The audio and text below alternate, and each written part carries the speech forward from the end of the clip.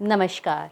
अपने हिंदी में बच्चों आपका हार्दिक स्वागत है। मैं आपकी शिक्षिका प्रीति गर्ग प्रत्यय सीरीज़ के वीडियोस में आज एक बहुत ही इंटरेस्टिंग सा वीडियो लेकर आई हूँ, जिसकी चर्चा मैंने अपने पिछले वीडियो में की थी, जब मैंने आपको प्रत्यय की परिभाषा, कृत और त्वदित प्रत्यय के बारे में पढ़ाया था। मैंने आपको बताया था कि प्रत्यय लगाने के कुछ नियम होते हैं, कि अक्सर आप देखते होंगे कि जब किसी शब्द में प्रत्यय लगता है तो मूल शब्द में बहुत सारे परिवर्तन होते हैं। कहीं मात्राओं में परिवर्तन होते हैं, कहीं कोई पूरा शब्द आधा हो जाता है। तो ये सब किस तरीके से होता है, आज हम उसी को विस्तार में पढ़ेंगे। मैंने यहाँ पर प्रत्यय लगाने के कुछ नियम लिखे हैं, जिनको मैं पढ़ूंगी, फिर उनको मैं उदाहरण के माध्यम से आपको स्पष्ट करूंगी। पहला नियम मैंने लिखा है कि प्रत्यय मूल शब्द के अंतिम वर्ण को हटाकर स्वयं शब्द में लग जाते हैं। यानी कि इस आप नियम को समझने की कोशिश कीजिएगा कि इसमें क्या कहने की कोशिश की जा रही है कि जो प्रत्यय होते हैं वो जो मूल शब्द होता है उसके अंतिम वर्ण को हटाकर स्वयं उस शब्द में लग जाते हैं। अब देखिए ये कैसे, इसको मैं उदाहरण के माध्यम से समझाती हूँ। मैंने यहाँ पर शब्द लिखा काला, ये हमारा मूल शब्द है काला। हमको इसमें इमा प्रत्यय जोड़ना है। इमा यानी कि छोटी ई वाला इमा, हमको इसमें प्रत्यय जोड़ना है। अब वैसे तो आप इसको बोल देंगे कि काला में हम इमा प्रत्यय जोड़े, तो अक्सर जो बच्चे जो प्रत्यय को नहीं समझ पाते ढंग से, उन्हें लगता है कि प्रत्यय क्या है, कि एक शब्दांश है, उसको शब्द के बस पीछे लगाना है। तो वो क्या करते हैं कि इसको बस ऐसे ही लिख देते हैं। अक्सर ऐसा होता है, कुछ बच्चे ऐसी गलती करते हैं। ठीक है, ये तो बिल्कुल ही गलत है, बिल्कुल ही गलत है। ठीक है, तो ये शब्द गलत तो है, लेकिन हम अब इसमें सही शब्द क्या लिखेंगे? ये जो इमा है वो काला में लगेगा कैसे? ठीक है, अब बहुत सारे बच्चे बिना सोचे समझे इसको इस तरीके से भी लिख सकते हैं, कालिमा, जो कि बिल्कुल सही है। मतलब काला में यदि हमने इमा प्रत्यय लगाया तो यही शब्द बनेगा कालिमा, यानी कि कालेपन का जो भाव होता है ना, जो कोई काला रंग है उसका जो एक इंप्रेशन होता है, भाव होता है, उसे हम कालिमा बोलते हैं। ठीक है, ये शब्द बिल्कुल सही है, ऐसा ही बनेगा। लेकिन हमारे मस्तिष्क में एक सवाल भी कौंधता है कि ये तो यहाँ पर ये ई की मात्रा कहाँ लग गई, यहाँ पर तो ये काला था, ये ई की मात्रा कहाँ से आ गई? ठीक है, तो इसी चीज़ को हमें समझना है। इसी चीज़ को हम ये बोलेंगे कि प्रत्यय लगाने के कुछ नियम होते हैं। हम आज इसी चीज़ को समझ रहे हैं कि ये आ काला, ये इमा यानी कि लिमा कैसे बन गया। ठीक है, अब ये ऐसे बन गया, उसको ध्यान से देखिएगा, क्योंकि बच्चों अगर ये वाला वीडियो अगर आपने ध्यान से नहीं देखा तो आप प्रत्यय भले ही सीख जाएं, लेकिन वो प्रत्ययों का प्रयोग किस तरीके से हुआ है इसको आप नहीं समझ सकते। और प्रत्यय का प्रयोग किस तरीके से होता है यही समझाने के लिए मैंने आपको ये वीडियो बनाया है, जो कि अपने आप में एक अनूठा है। आप ध्यान से देखिएगा इसको, कि देखें मैंने यहाँ पर आपको नियम लिखा है, प्रत्यय मूल शब्द के अंतिम वर्ण को हटाकर स्वयं शब्द में लग जाते हैं। ठीक है, अब यहाँ पर देखिए ये शब्द है काला, मूल शब्द है ये हमारा काला मूल शब्द है, और ये हमारा इमा प्रत्यय है। अब मूल शब्द में हमने लिखा अंतिम वर्ण क्या है। बहुत सारे बच्चे इसमें सोच रहे होंगे कि अंतिम वर्ण इसमें ला है। गलत है, ये अंतिम वर्ण ला नहीं है। यदि आपने वर्ण विच्छेद पढ़ा है तो हम ये कह सकते हैं कि अगर हम इसका ला का वर्ण विच्छेद करें तो इसमें ये ऐसे आएगा। अगर आप वर्ण विच्छेद आप जानते हैं कि वर्णों को हम विच्छेद कैसे करते हैं।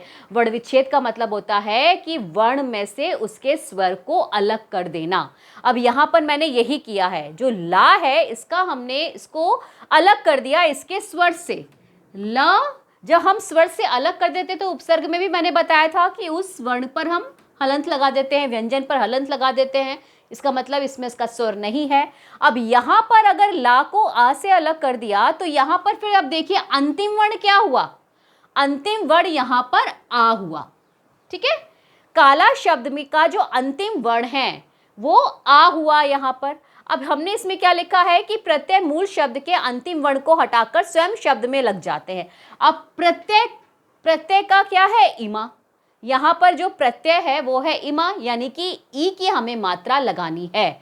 अब यहाँ पर हम शब्द ऐसे बनाएंगे, अब ये तो हट गया, हमने इसको हटा दिया क्योंकि अंतिम वर्ण को हटा देता है जो प्रत्यय होता है। अब ये हट गया तो ये स्वयं आकर मूल शब्द में जुड़ गया, इसीलिए ये शब्द क्या बन गया, कालिमा, क्योंकि इसमें से हमने आ जो वर्ण था अंतिम उसको हटा दिया और प्रत्यय खुद आकर जुड़ गया। अब आप बोलेंगे खुद आके जुड़ गया तो ये ऐसे भी तो हो सकता था, ठीक है, हमने हटा दिया इसको, काल इमा, इसको ऐसे भी तो जोड़ सकते थे, लेकिन फिर भी ये गलत है, क्योंकि ध्यान रखिएगा कि जो भी प्रत्यय स्वर से बने होते हैं, यानी कि स्वर हमारी मात्राएं, स्वर वर्ण होते हैं वो हमारी मात्राएं होती हैं, जो भी स्वर से बने होते हैं वो हमेशा मात्रा के रूप में मूल शब्द में लगते हैं, एज इट इज नहीं लग जाते हैं।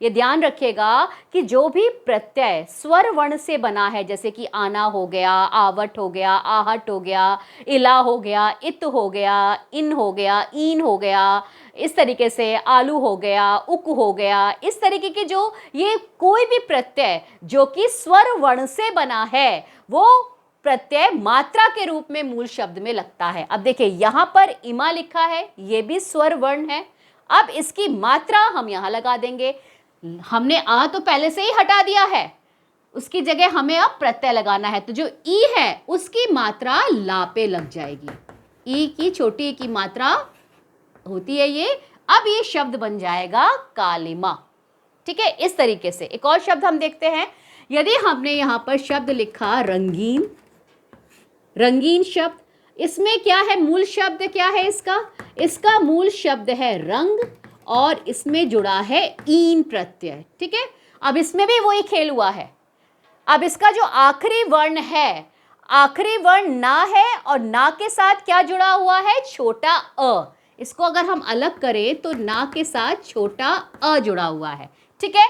अब हमने इसको पूरा क्या कर दिया, खत्म कर दिया, हमने इसमें पूरा खत्म करके, इसको पूरा इस स्वर को खत्म करके हमने क्या कर दिया, रंग प्लस ईन,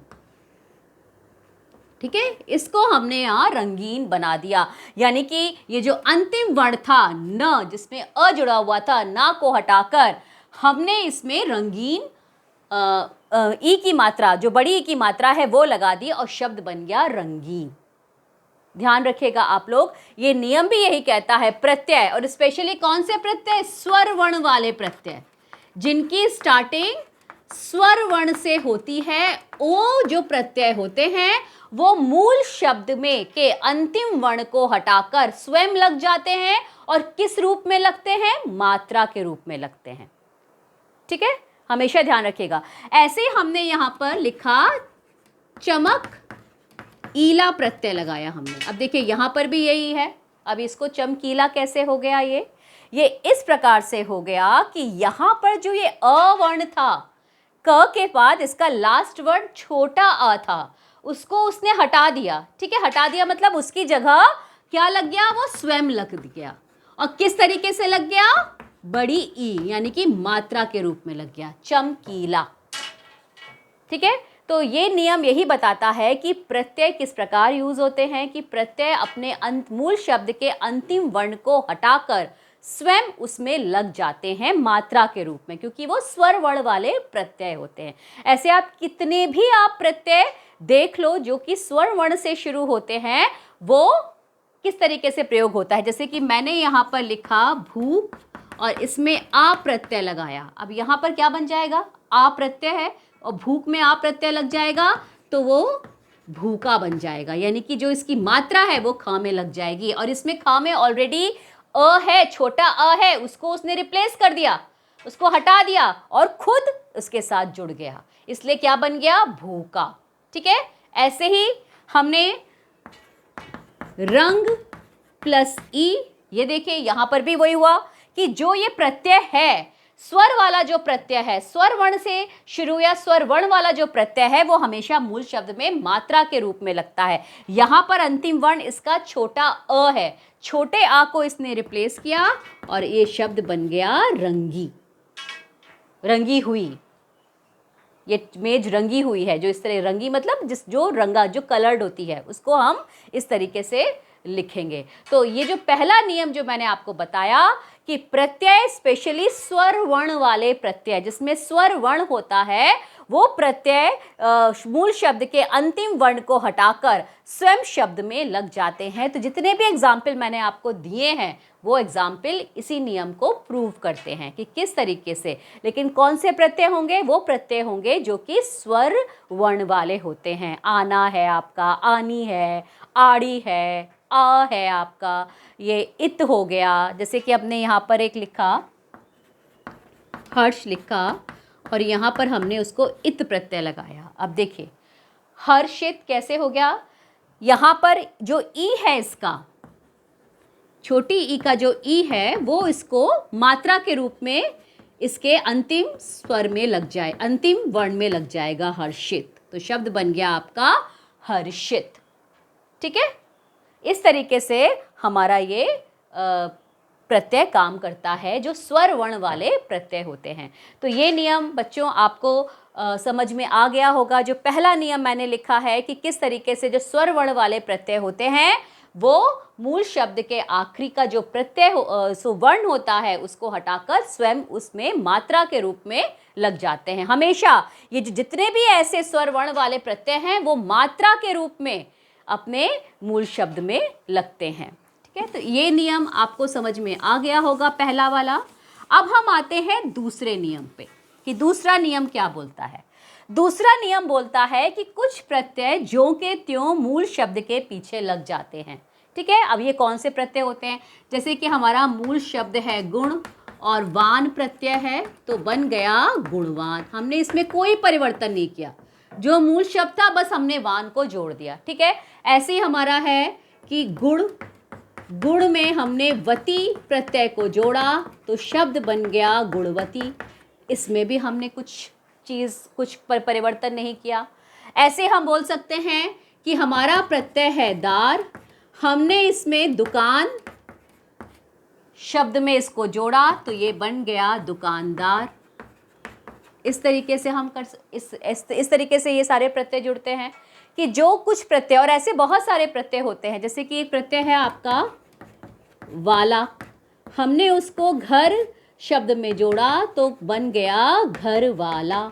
इस तरीके से बना सकते हैं प्रत्यय। हमने इसमें जो एक मूल शब्द है कठिन और हमने इसमें ता प्रत्यय जोड़ा तो बन गया कठिनता। इस तरीके से जो होते हैं। ठीक है, ऐसे ना प्रत्यय होता है आपका, ना प्रत्यय से भी हम बहुत सारे शब्द बना सकते हैं इस तरीके से। तो कहने का मतलब ये है कि जो कुछ प्रत्यय ऐसे होते हैं जो एज इट इज जुड़ जाते हैं और उनको अगर आप ध्यान से देखें, जैसे कि एक प्रत्यय है आपका का प्रत्यय है जिसको हमने लिपि हमने मूल शब्द में जोड़ा तो ये बन गया लिपिक मतलब क्लर्क, जिसको इंग्लिश में क्लर्क बोलते हैं, लिपिक। ओके, जो ऑफिस में काम करते हैं, लिपिक। इस तरीके से तो ये बात आप ध्यान रखिएगा कि ऐसे जो को त्यों जुड़ जाते हैं अपने शब्द में, ज़्यादातर अधिकतर वो स्वर वर्ण से शुरू होने वाले नहीं होते हैं, वो व्यंजन वर्ण से शुरू होने वाले प्रत्यय होते हैं जो एज इट इज़ मूल शब्द में जुड़ जाते हैं। इस बात को अगर आप कभी, आपके पास व्याकरण की बुक है तो आप ध्यान से देखिएगा कि जितने भी स्वर वर्ण वाले प्रत्यय होंगे ना वो किस तरीके से यूज हो रहे हैं मूल शब्द में, और जो व्यंजन वर्ण वाले प्रत्यय होंगे वो किस तरीके से यूज हो रहे हैं। तो इस तरीके से हम कह सकते हैं, जो हमारा दूसरा नियम था कि कुछ प्रत्यय ज्यों के त्यों मूल शब्द के पीछे लग जाते हैं। ये जो नियम है कि इसमें कुछ ऐसे प्रत्यय हैं, ये ही नहीं और भी ऐसे बहुत सारे प्रत्यय हैं कि जो एज इट इज, जिसमें कोई परिवर्तन नहीं होता, बस मूल शब्द के आगे उनको हम जोड़ देते हैं और एक नया शब्द बन जाता है। तो इस तरीके से हमने ये दूसरा नियम भी प्रूव कर दिया। अब हम आते हैं तीसरे नियम की तरफ। तीसरा नियम थोड़ा ध्यान से देखिएगा। अक्सर बच्चे बहुत उसमें समझ ही नहीं पाते, वो लिख तो देते हैं सही प्रत्यय लगाकर शब्द, बट उनको समझ में नहीं आता ये नियम कहाँ से आया। जैसे कि हमारे पास एक शब्द है समाज प्लस इक। ठीक है, स्पेशली ये जो नियम मैं बता रही हूँ ना, वो इक प्रत्यय से है, और ये इक प्रत्यय बहुत इंपॉर्टेंट प्रत्यय है, क्योंकि इसको लगाने की एक ट्रिक होती है जो मैं आज आपको बता रही हूँ, एक नियम होता है। और बच्चे क्या करते हैं, इक है, अब उनको ये तो समझ में आ गया कि ऊपर वाला जो नियम था कि प्रत्यय जो स्वर वर्ण वाले प्रत्यय होते हैं वो मात्रा के रूप में लगते हैं। अब बच्चे क्या करते हैं, कुछ नहीं करते हैं, उनको लगता है कि आखिरी वर्ण में इसको इक को मात्रा के रूप में लगा दो तो शब्द बन गया, और इस तरीके से ये शब्द बना देते हैं सामाजिक। अब देखिए, ये शब्द आपने बना तो दिया, लेकिन ये गलत है, इसकी वर्तनी गलत है। सामाजिक सामाजिक नहीं होता, जब इक प्रत्यय जुड़ता है तो वो सामाजिक हो जाता है। इसको हम बोलने में देखें तो यहाँ पे स पे आ की मात्रा लग जाती है, सामाजिक। ठीक है, तो अब ये जो छोटा आ था ये बड़ा आ हुआ कैसे? इस तरह के जैसे सामाजिक हो गया, शारीरिक हो गया, धार्मिक हो गया, इस तरह के जो शब्द होते हैं वो ये जो बड़े हैं। अब जैसे एक और है यहाँ पर शरीर, इसमें हमने इक प्रत्यय जोड़ा तो ये शारीरिक हो जाएगा। ठीक है, एक है आपका धर्म, धर्म में इक प्रत्यय जोड़ा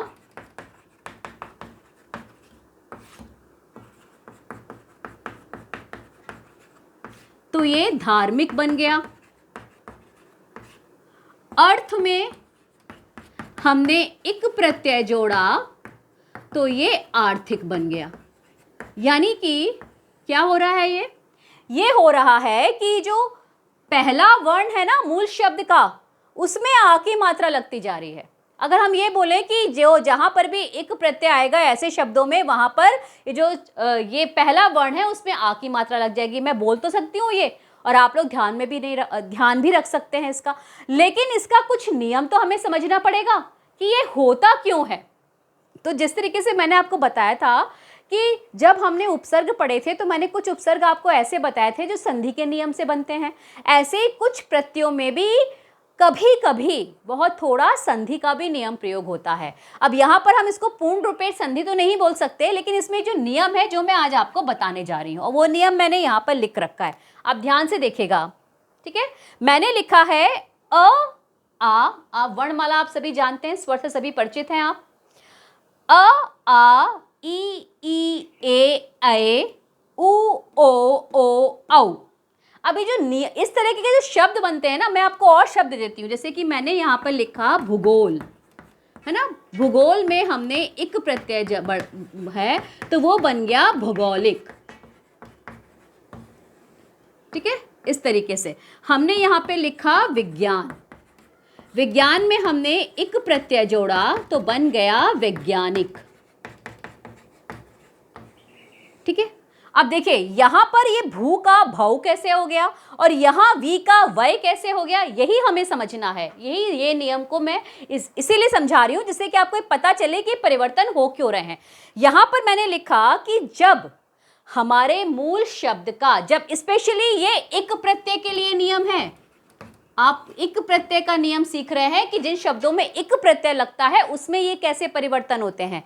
अब देखिए जहां पर भी हमें इक प्रत्यय लगा के जो शब्द बनाना है, तो जो उसका मूल शब्द होगा उसका जो पहला वर्ण होगा, यानी कि उसका जो दूसरा वर्ण, हम बोल सकते हैं दूसरा वर्ण, क्योंकि हमेशा ये जो समाज को हम देखें ना तो समाज में जो ये छोटा आ है वो उसका दूसरा वर्ण ही होता है। जब हम वर्ण विच्छेद करते हैं तो पहले हम व्यंजन लिखते हैं, उसके बाद हम उसका स्वर लिखते हैं। ठीक है, तो हमेशा वो जो वर्ण जिसके बारे में बात कर रही हूँ ना वो दूसरा होगा, क्योंकि वहां पे स्वर का स्वर में ही परिवर्तन मैं बता रही हूं। तो जो छोटा आ है वो बड़ा आ हो जाता है, यानी कि किसी भी शब्द में यदि ये छोटा आ वाला वर्ण है तो वो बड़ा आ हो जाता है जब इक प्रत्यय के साथ वो शब्द जुड़ता है। हमेशा ध्यान रखिएगा, इक प्रत्यय के साथ जुड़ने वाला जो मूल शब्द है उसका जो दूसरा वर्ण है जिसको हम छोटा अ बोलेंगे, या आप समझ लीजिए कि जो पहले वर्ण पे जो मात्रा लगी है, जो पहला आपके आसानी के लिए मैं ये बता दूं कि शब्द का पहला अक्षर ही आप समझ लीजिए, अक्षर में बोल देती हूँ आपकी आसानी के लिए जिसे आपको याद रहे, तो उसमें बड़ा आ की मात्रा लग जाती है, यानी कि वो बड़ा आ हो जाता है। इसीलिए ये समाज का सामाजिक हो गया इस नियम के हिसाब से, अ का आ में परिवर्तन होना, इक प्रत्यय जब लगता है, ठीक है। इसीलिए शरीर का शारीरिक हो गया, इसीलिए धर्म का धार्मिक हो गया, इसीलिए अर्थ का आर्थिक हो गया। क्यों?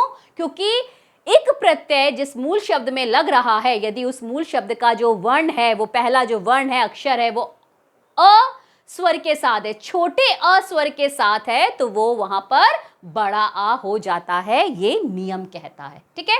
अब आते हैं दूसरा, कि हम देखते हैं विज्ञान और इक, ये वी का वै कैसे बन गया। अब इसमें दूसरा नियम मैंने लिखा है कि जिस भी मूल शब्द का में जो ये पहला अक्षर है, यानी कि जिससे वो शब्द शुरू हो रहा है, वो ई, बड़ी ई या ए ये हो, तो वो बड़ी ए में बदल जाता है, और बड़ी ए की मात्रा ये होती है। तो यहां पर आपने देखा ये क्या है, छोटी ई स्वर है, ठीक है। और इस नियम के अनुसार ई ए जो होता है वो ए में बदल जाता है, इसीलिए इसका जो ये शब्द है व पे ये छोटी ई हटकर ए की मात्रा लग गई, इस नियम के हिसाब से ये जो ई ए का ए हो जाना, पहला शब्द जो है, पहला अक्षर है, जिसको हम आपकी आसानी के लिए मैं पहला बोल रही हूं, जबकि ये परिवर्तन होता है वर्ण के, शब्द के दूसरे वर्ण में। अगर हम शब्द को तोड़ें तो जो ई होगा ना, छोटी ई, वो दूसरा वर्ण ही होगा, लेकिन मैं आपकी आसानी के लिए इसको इसलिए बोल रही हूँ कि पहला पहला इसलिए बोल रही हूँ मैं, ठीक है। तो यहाँ पर जो छोटी ई की मात्रा है वो आय में बदल जाएगी इस नियम के हिसाब से। तो इसलिए ये शब्द क्या बन जाएगा, वैज्ञानिक। ऐसे कितने भी शब्द हैं, जैसे कि मैंने आपको लिखा नीति, नीति में इक प्रत्यय जोड़ो तो बन जाएगा नैतिक। अब नैतिक कैसे बना, नीति में देखिए यहाँ पे नियम क्या है, ई ए आय में बदल जाते हैं, ठीक है। इसीलिए यहाँ पर क्या है, ये बड़ी ई है, तो बड़ी ई भी किससे बदल गई, आय में बदल गई।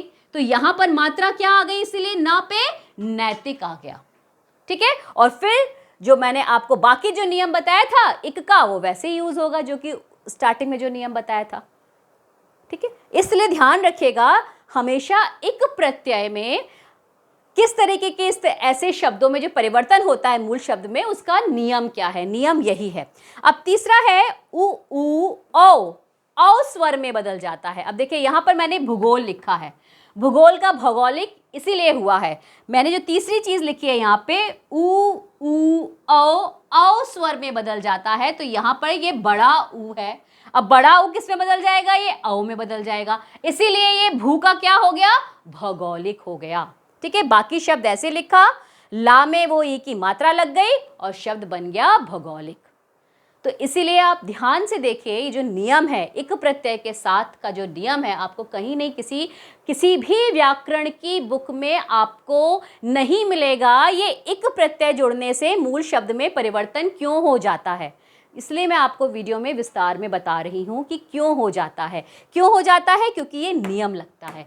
अ का आ, ई ए का आय, उ औ का औ स्वर हो जाता है, इसीलिए ये शब्द भूगोल का भौगोलिक, विज्ञान का वैज्ञानिक, नीति का नैतिक, अर्थ का आर्थिक, इस तरीके से ये शब्द बन जाते हैं। सिर्फ किसके साथ, इक प्रत्यय के साथ। तो इक इसीलिए इंपॉर्टेंट है आपका एग्जाम में, क्योंकि इसकी वर्तनी लिखने में बच्चे हमेशा गलती करते हैं। अब धर्म और इक है, अगर धर्म में इक प्रत्यय जुड़ा है तो बच्चों को अगर ये नियम समझ में नहीं आया ना, या वो जाने नहीं, तो वो धार्मिक लिख देंगे। और हमेशा एमसीक्यू में ना जब प्रश्न पूछे जाते हैं कि इक प्रत्यय लगाकर सही शब्द क्या होगा, यदि धर्म में इक प्रत्यय लगाएगा तो उसमें एक वर्तनी धार्मिक भी होती है, कंफ्यूज करने के लिए। और जिन बच्चों को नियम समझ में नहीं आते वो उसको धार्मिक ही कर देते हैं। हमें क्या करना है, हमें तो बस इक प्रत्यय जोड़ना है मात्रा के रूप में, बन गया हमारा शब्द। नहीं, क्योंकि इक प्रत्यय के साथ ये जो नियम है उसको भी आपको ध्यान रखना पड़ेगा, ठीक है। आशा है आपको समझ में आ गया होगा कि इक प्रत्यय के साथ मूल शब्द में परिवर्तन कैसे होता है। अब हम चौथे नियम में आते हैं। एक शब्द में लिख रही हूं आपका,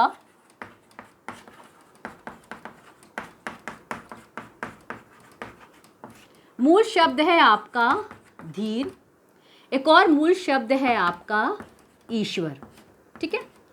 इसमें हमने य प्रत्यय लगाया, यह भी प्रत्यय होता है, तो इसका जो शब्द बना वो बना धैर्य, और इसका बना ऐश्वर्य। ठीक है, इस शब्द में का जो ये आपका धीर में या प्रत्यय जोड़ा तो धैर्य बन गया, ईश्वर में या प्रत्यय जोड़ा तो ऐश्वर्य बन गया। अब आप सोच रहे होंगे कि इतना बड़ा परिवर्तन कहाँ से आ गया भाई, धीर में या का धैर्य कैसे हो गया, या ईश्वर का या में ऐश्वर्य कैसे हो गया। एक और शब्द है आपका उदार, उदार में या प्रत्यय जोड़ेंगे तो वो औदार्य हो जाएगा, औदार्य। ठीक है, ये अब ये किस तरीके से परिवर्तन हुआ है इसका आप देखेंगे। जो चौथा नियम है जो मैंने स्पेशली या प्रत्यय के लिए बनाया है, या प्रत्यय के लिए आपको बता रही हूं कि या प्रत्यय जो होता है वो मूल शब्द के अंतिम वर्ण को आधा कर, ध्यान रखिएगा, मूल शब्द के अंतिम वर्ण को आधा कर स्वयं उस वर्ण के साथ जुड़ जाता है। एक तो ये नियम होता है। दूसरा, उसमें भी ये नियम चलता है कि अगर ई ए आए तो ए हो जाना, उ ओ आए तो औ हो जाना। ये ऊपर वाला नियम इसमें भी चलता है, ध्यान रखिए। ये ऊपर के जो नियम है एक प्रत्यय वाला, वो नियम इस वाले में भी चल रहा है। अब वो कैसे चल रहा है ये देखिए। मूल शब्द है हमारा धीर और हमारा प्रत्यय है या। अब हम इसमें देखें तो हमने क्या बोला है कि ई ए का ए हो जाना। अब यहाँ पर क्या है, प्रथम वर्ण का जो वो है आपका बड़ी सेकंड वर्ण या प्रथम वर्ण, जो भी आप समझ लीजिए, इसमें क्या मात्रा लगी है, बड़ी की मात्रा लगी है। अब बड़ी की मात्रा को जो है, बड़ी को किस में बदलना है, अय में बदलना है। तो ये जो शब्द है ना आपका धा, इसीलिए ये धीर का धी का धय हो गया। ठीक है, ये तो आपको इतना समझ में आ गया कि धी का धय क्यों हुआ, क्योंकि यहां पर जो बड़ी ई है उसको हमें अय में बदलना है, अय में बदलना है, तो वो अय हो गया। अब बाकी जो बाकी शब्द है, अब मैंने क्या लिखा कि यह प्रत्यय मूल शब्द के अंतिम वर्ण को आधार बनाकर स्वयं उस वर्ण के आधा कर स्वयं उस वर्ण के साथ जुड़ जाता है। अब यहां पर जो र है ना, ये रा को ये आधा करना है हमको। अब हमेशा ये देखिए कि जो आधा रा होता है ना, मैंने उपसर्ग में भी आपको बताया था जब आपने दुर्गुण, दुर्भाव, दुर्जन ऐसे शब्द बनाए थे कि जो आधा रा होता है ना वो रेव के रूप में प्रयोग होता है। इसीलिए इसको हमने आधा किया और ये हमने या यहाँ पर रेव के रूप में लगा दिया, इसीलिए ये धीर का क्या बन गया, धैर्य बन गया। ठीक है, पहले तो एक परिवर्तन हुआ कि बड़ी ई अय में बदल गई मात्रा में, उसके बाद जो ये र है उसको आधा कर दिया हमने और वो रेव के साथ या के साथ रेव के रूप में लग गया। इसीलिए धीर में या वर्ण का अगर हम या प्रत्यय लगाएंगे तो वो धैर्य इस तरीके से हो जाता है। यही चीज इसमें आई है। ईश्वर में भी देखिए बड़ी ई है, बड़ी ई मैंने किसमें बोला कि बड़ी ई किस में बदल जाएगी, अय में बदल जाएगी, यानी कि बड़े अय में बदल जाएगी। तो इसीलिए यहाँ पर क्या, ये ऐश्वर्य हुआ, इसीलिए यहाँ पर जो बड़ी ई है वो ए में बदल गई है, बड़ी ए में बदल गई है। बाकी हिस्सा ऐसे ही लिखा गया और रा को हमने क्या कर दिया, ये आधा कर दिया ऊपर की तरह और इसमें रा को हटा दिया, इसको रा को आधा किया और आधा करने से पहले इसको हटाया, फिर यहाँ पर या खुद जुड़ा ये और रा को रेव के रूप में जोड़ा, ऐश्वर्य।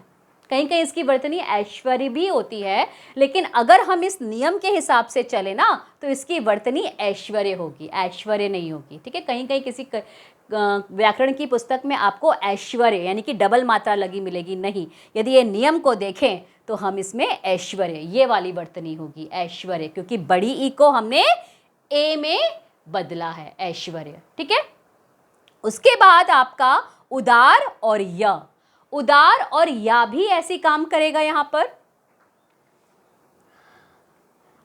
पर देखिए हमने ये नियम बताया था ऊ और ओ का औ हो जाना, इसीलिए ये जो ये ऊ की जगह ओ आया है ना वो किस लिए हुआ है, क्योंकि यहाँ पर ऊ को औ होना है, इसका परिवर्तन ऊ वर्ण का औ में होना है। तो यहाँ पर ऊ की जगह ये औ आ गया, दा को हमने ऐसे ही लिख दिया, रा है, रा को हमने आधा किया, उसकी जगह या लगाया और आधा रा जो है वो या में ऐसे जुड़ गया। ठीक है, तो इस तरीके से जो ये या प्रत्यय का नियम है वो क्या बोलता है कि जो ये पहला जो आपका वर्ण है, इसको हम बोल सकते हैं अक्षर, उसको इस नियम के हिसाब से परिवर्तित होना है। फिर जो आखिरी का जो ये अक्षर है उसको आधा करके या इसकी जगह आ जाएगा और उसके साथ आपका रेफ के रूप में, अगर रा है तो रेफ के रूप में लग जाएगा, अगर रा नहीं है तो क्या होगा। एक शब्द है आपका स्वस्थ, स्वस्थ में अगर हमने या प्रत्यय जोड़ा तो क्या बनेगा, स्वास्थ्य बनेगा। अब स्वास्थ्य कैसे हो गया, देखिए इस तरीके से हो गया। यहां जो क्या लिखा था मैंने, छोटे आ का बड़ा आ हो जाना, तो यहां पर जो ये वर्ण है स्व, स्व तो सा आधा है वा पूरा है, तो ये जो आधा सा है वो वा के साथ ही माना जाएगा। तो ये जो आ यहां पे क्या है, छोटा आ है। अब छोटा आ यहां पर क्या हो गया, बड़ा आ हो गया। फिर आधा सा को हमने ऐसे ही लिखा। आखिरी वर्ण क्या है आपका, थ है, था को हमने आधा किया और उसके साथ खुद जुड़ गया। ठीक है, यहां पर रा था, रा को आधा करके या के साथ जोड़ा तो हमने रेव के रूप में जोड़ा, लेकिन ये स्वस्थ है, यहां पर हमने या को जोड़ रहे हैं तो हम था को आधा लिख रहे हैं, उसके आगे हम या लिख रहे हैं। ठीक है, और हमने यहां पर ये जो नियम था अ का बड़े छोटे आ का बड़े आ में परिवर्तित हो जाना, ये नियम यहाँ पे लग गया। यहाँ पे छोटा आ था तो यहाँ पर बड़ा आ हो गया। इसीलिए स्वस्थ को या प्रत्यय, अगर आपसे बोले कि स्वास्थ्य में मूल शब्द और प्रत्यय अलग करो तो स्वास्थ्य में मूल शब्द आपका स्वस्थ है और प्रत्यय आपका या है। और कैसे ये हुआ, ये हमने आपको यहाँ पर बताया। तो इस तरीके से बच्चों इस वीडियो में मैंने आपको कुछ नियम ऐसे बताए हैं जो आपको किसी भी व्याकरण की पुस्तक में नहीं मिलेंगे। सिर्फ आपको व्याकरण की पुस्तक में प्रत्यय लगा हुआ मिलेगा, लेकिन वो प्रत्यय किस तरीके से वहाँ लगाया गया है उसकी जानकारी आपको नहीं होगी। तो उसकी जानकारी के लिए मैंने ये वीडियो बनाया। आप चाहो तो ये जितने भी आपके जो नियम हैं जो मैंने लिखे हुए हैं उनको आप अपने कॉपी में नोट कर सकते हो कि किस तरीके से ये नियम लागू होते हैं, कि किस तरीके से या प्रत्यय अपने आखिरी जो अक्षर को आधा करके उसके साथ जुड़ जाता है, ये मैंने बताया। इक प्रत्यय में किस तरीके से परिवर्तन होते हैं वो बताए। कुछ प्रत्यय जो के त्यों होते हैं वो कैसे लगते हैं। जो स्वर वर्ण वाले प्रत्यय होते हैं वो मात्रा के रूप में, आखिरी अक्षर पर मात्रा के रूप में लगते हैं। तो बच्चों आशा है आपको ये वीडियो पसंद आया होगा और आपको अच्छा लगा होगा। और मेरी आपसे गुजारिश है, यदि आपको मेरा ये वीडियो अच्छा लगा तो प्लीज़ आप उसको शेयर कीजिए, सब्सक्राइब कीजिए, लाइक कीजिए और मेरे साथ अगली वीडियो के लिए जिसमें मैं आपको अलग अलग प्रत्यय के बारे में बताऊंगी उससे जुड़े रहिए और आप पढ़ते रहिए अपनी हिंदी को। Thank you.